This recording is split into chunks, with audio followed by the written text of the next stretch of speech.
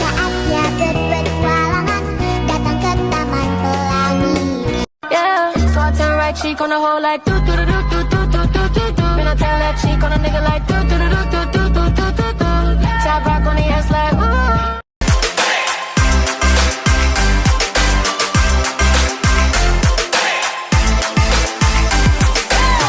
Can't we just stay here? Cause in this kind of Assalamualaikum warahmatullahi wabarakatuh. Waalaikumsalam warahmatullahi wabarakatuh. Perkenalkan, nama saya Ipa. make yourself calm. Dirinya saya di sini, saya akan mempresentasikan mengenai materi kombinasi bisnis. On me. Nah, sebelum lebih lanjut perlu kita ketahui apa sih itu kombinasi bisnis.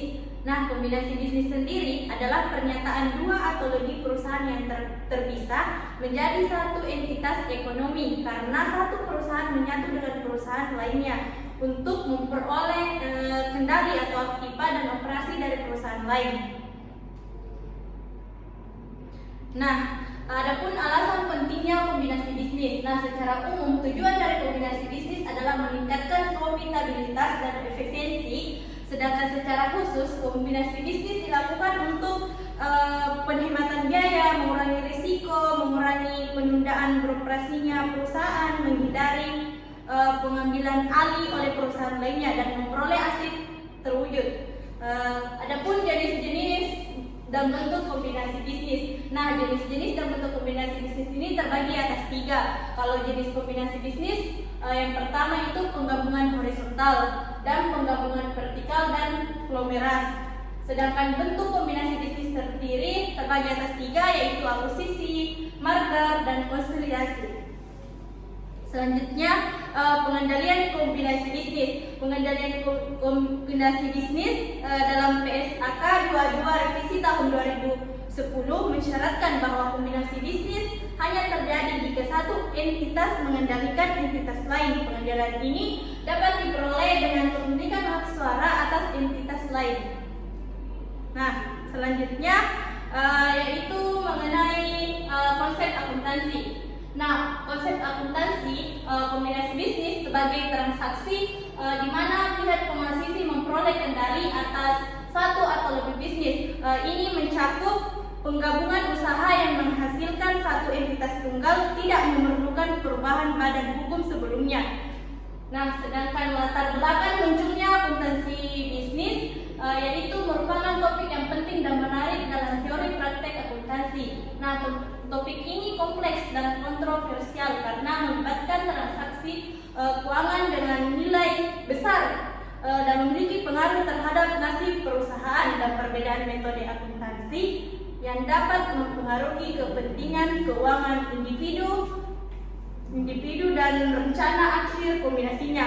Nah, dan juga memiliki persyaratan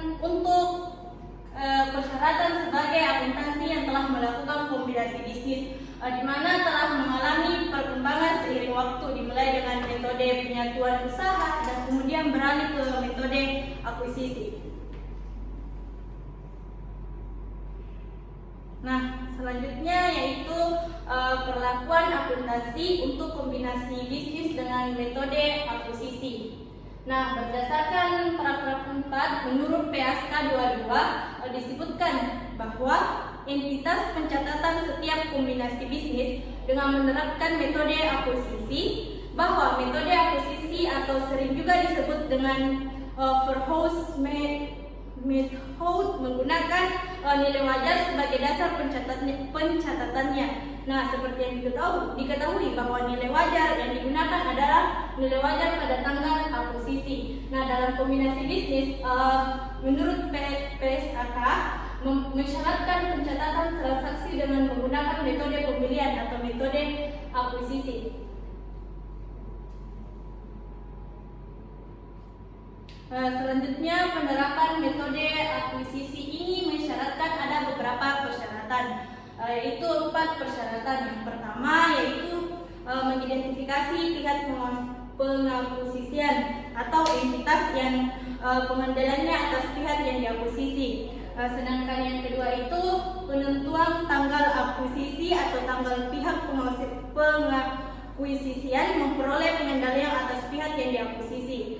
Kemudian pengakuan dan pengukuran aset teridentifikasi yang diperoleh, delibilitasnya yang diambil alih, dan kepentingan pengendalian pihak yang diakuisisi dalam kombinasi bisnis dengan pembelian saham di atas 50%. Selanjutnya syarat yang ketiga yaitu pengakuan dan pengukuran aset teridentifikasi yang diperoleh, delibilitas yang diambil alih, dan kepentingan yang pengendalian oleh pihak yang diakuisisi. Kemudian pihak yang mengakuisisi mencatat aset yang teridentifikasi yang diperoleh dari delibilitas yang diambil alih dengan nilai wajar pada tanggal akuisisinya. Kemudian yang keempat itu pengakuan dan pengukuran goodwill atau keuntungan dari pembelian dengan diskon. Itulah tadi pemaparan materi dari saya. Sekian dan terima kasih. Mungkin dari beberapa audiens ada yang kurang dimengerti mengenai materi saya tentang kombinasi bisnis. Silahkan bertanya. Dipersilahkan kepada audiens yang ingin bertanya.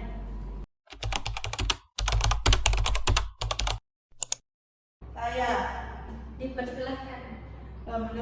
menurut yang dijelaskan tadi, apa tujuan utama dari kombinasi bisnis? Baik, terima kasih atas pertanyaan yang telah diberikan kepada saya.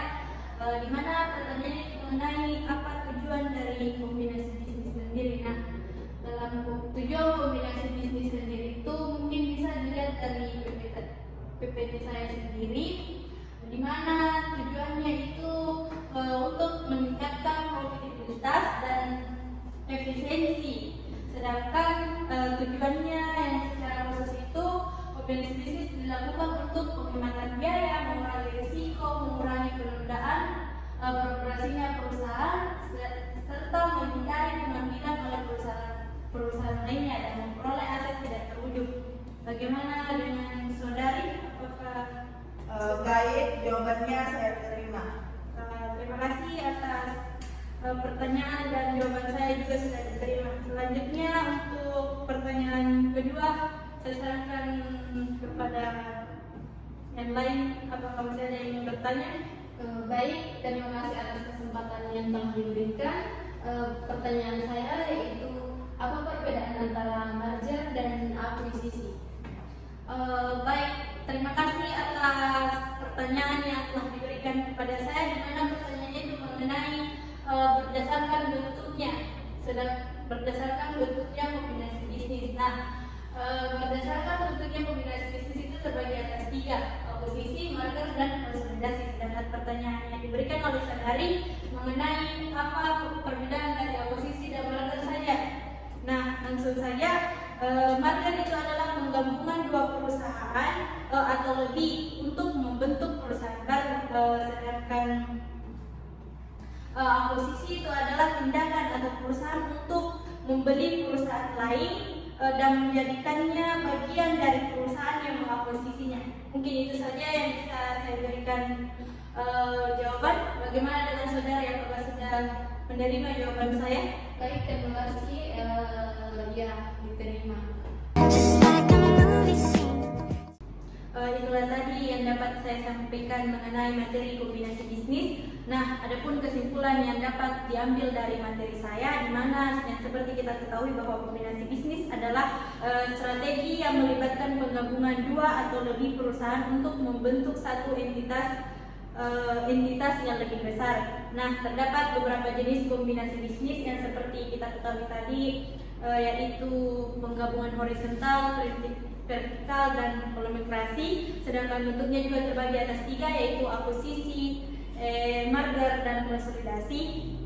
Dan kombinasi bisnis dapat memberikan berbagai manfaat seperti peningkatan efisiensi operasional, pengurangan biaya, peningkatan daya saing. Itulah kesimpulan yang dapat diambil dari presentasi saya kali ini. Sekian dan terima kasih. Wassalamualaikum warahmatullahi wabarakatuh. Waalaikumsalam warahmatullahi wabarakatuh.